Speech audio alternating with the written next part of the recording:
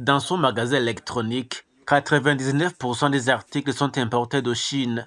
Alors que son commerçant se servait du dollar pour s'approvisionner en Chine, il estime que désormais, l'usage direct des yuan à l'importation en Chine facilitera les affaires.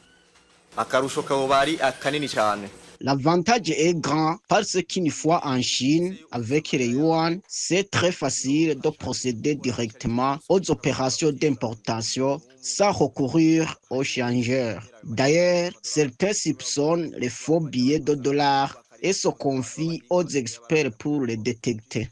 Mais avec les yuan, c'est rapide et confiant sans besoin d'aide. Les paiements yuan chinois des importations de Chine auront des retombées positives sur le commerce des produits importés.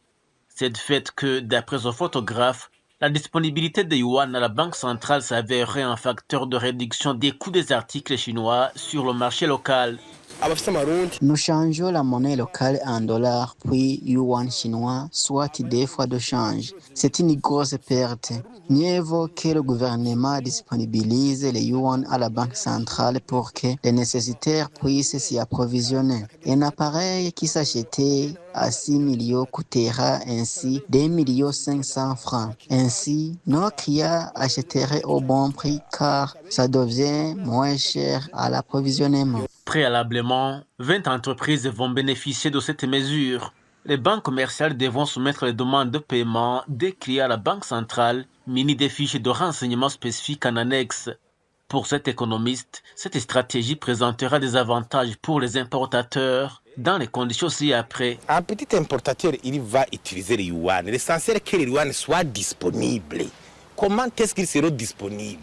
C'est la coopération, c'est l'exportation. Et si les commerçants ont cette latitude, il faudrait que la Banque centrale soit capable elle-même de faciliter le transfert des yuan de ses comptes vers les banques commerciales qui règlent les importations des opérateurs économiques, donc à la normale. L'essentiel, c'est de voir comment le Burundi pourra, à travers ses caisses en devises, disponibiliser les yuan. Parce que les yuan, quand on va les encaisser, sera réservé exclusivement de l'importation en provenance de Chine. Les importations burundaises en provenance de Chine étaient de 178,28 millions de dollars en 2022, selon les Common Trade des Nations Unies sur le commerce international. La nouvelle politique devait servir de référence au Burundi pour élargir son assiette d'exportation afin de maximiser les rentrées à yuan chinois, poursuit l'économiste. Il faudrait aller doucement voir les chiffres, les importations, les exportations, et puis on verra bien ce que cette nouvelle pourra vraiment avoir apporté comme avantage concrètement.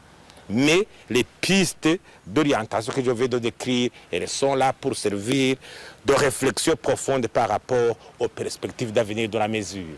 Les documents réglementaires exigés pour les importateurs concernés sont entre autres la licence d'importation et factures libellées à yuan chinois aux banques commerciales et partenaires. La mesure vise l'efficacité des échanges commerciaux sino-burundais et la modernisation des flux financiers internationaux selon la Banque centrale du Burundi. Enquête Test Neragira, Sagitien français, Bujumbura, Burundi.